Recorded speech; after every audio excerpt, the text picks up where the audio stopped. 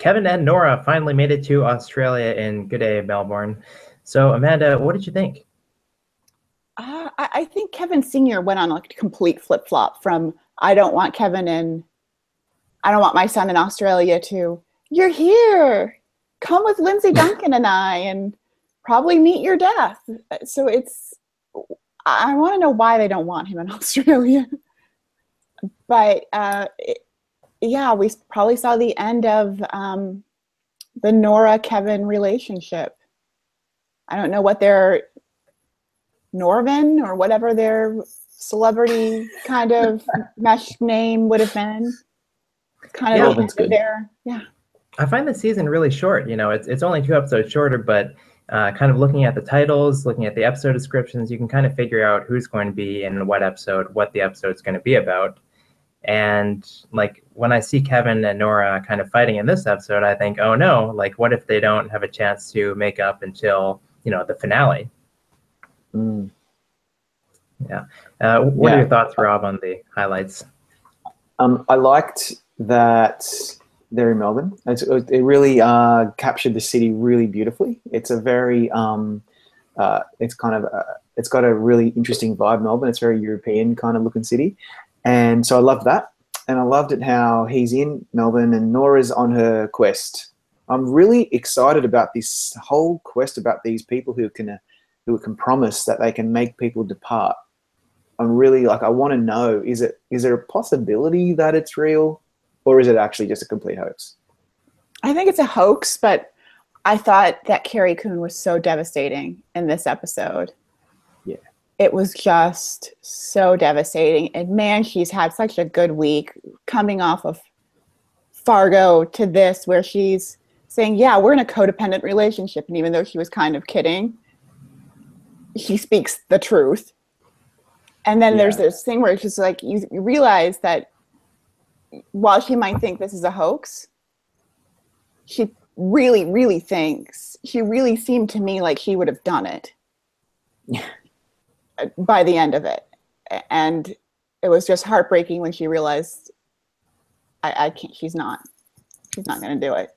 Yeah, we had that Carrie Coon episode a couple weeks ago, Don't Be Ridiculous, and then that seemed like a very obvious submission, if she were to be nominated at the Emmys. But I actually found her better in this episode, which I wasn't expecting because, like I said, if you look at the titles, you can kind of tell like what's coming up. Whereas this episode I assumed would be more of an ensemble episode that would kind of catch everybody up before they all break off, where it was really just focused on Kevin and Nora. They were in every scene, one or the other, or both of them. And sadly, I found that she actually outacted Justin Theroux in that final confrontation, whereas normally I'm not such a fan of Nora. I find her kind of grating, and I'm a big fan of Justin Theroux. So if I were her, I would go with this one for the Emmys, assuming the finale is not better, which it could be because it's called The Book of Nora. Yeah, I totally agree with you. This kind of bumps what she did the final week. And, she's a Tony nominee. She was in Gone Girl. She's just on the verge of like getting some kind of recognition. Like, come on, people. If she got in, I think that, I don't have her in my predictions for drama actress because it's so stacked. But I do think if she snuck in, she would probably win one of the two because she'd probably be up for two. Yeah. If she sneaks in, I think that she is taking Justin Theroux with her. Because it reminds me of The Americans and Friday Night Lights, where sometimes it seems like maybe one of them is a bit better than the other, but when they finally embrace the show, they seem to bring in both of them. One could only hope, really. That would be amazing. I think this was a very good showcase for Justin Theroux. When he's racing through the laneways, the famous laneways of Melbourne, the desperation, I can't believe that Justin Theroux can just go to those places in his ability as an actor. He's so really, really so good.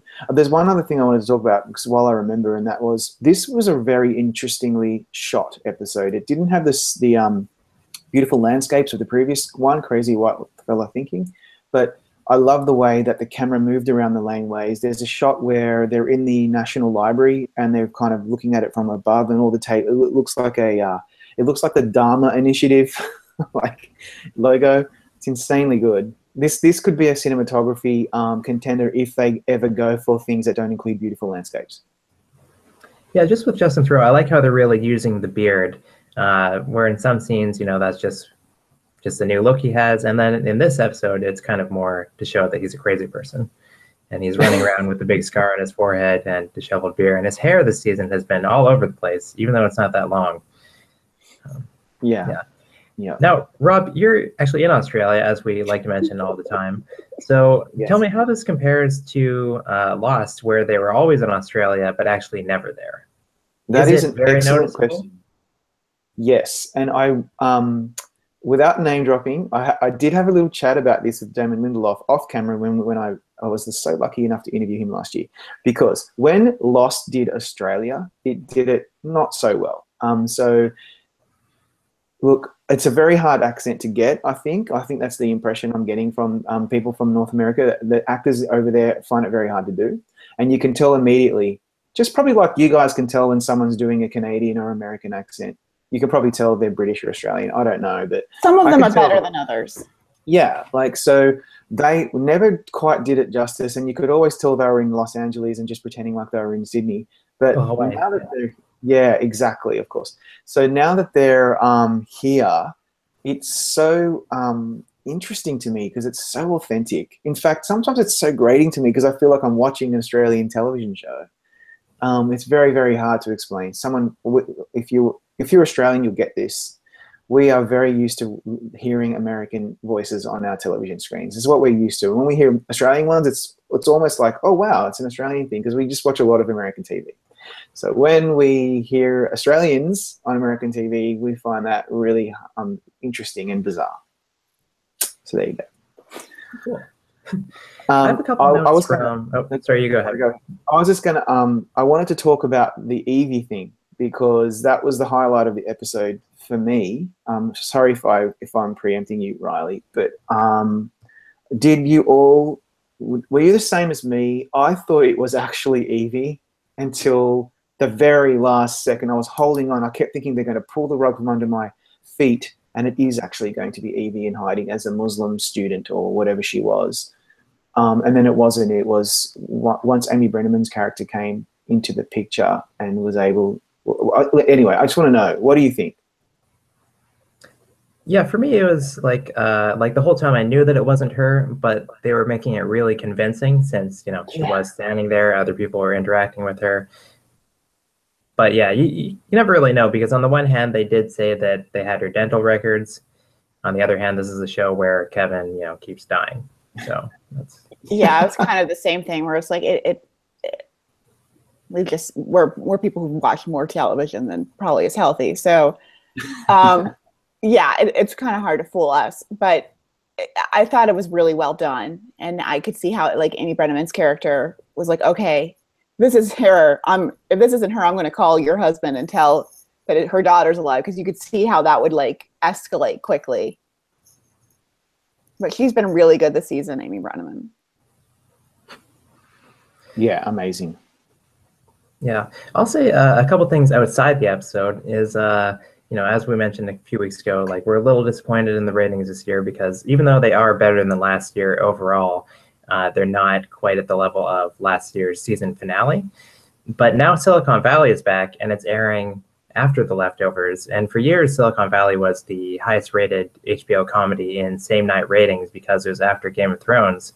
Whereas now that it doesn't have Game of Thrones, The Leftovers is actually beating it in viewers. So I find that to be really a minor victory. Yay, Team Leftovers. That's great. Yeah, maybe they'll get picked up for another season. Yeah. Can you imagine? Well, they had to put a lot of faith in The Leftovers to put it in the Game of Thrones time slot. Yeah, that's another thing. It's very hard to tell how confident HBO is in The Leftovers because on the one hand, yeah, they give it this great time slot. They brought it back at all. On the other hand, there have been some rumblings about a reduced budget. They have fewer episodes. And then, going back on the side of HBO likes the show, they gave them an entire month to film each episode of this final season, which is crazy. I think it might be the less is more kind of approach, because we're going to have less Game of Thrones, but they're probably going to seem like bigger episodes. I think it's kind of the same thing with this, where it's reduced by 2, but there's just so much more packed into each one, which it's not necessarily a bad thing, but we haven't seen like an onslaught of new shows from HBO this year, at least on the drama side.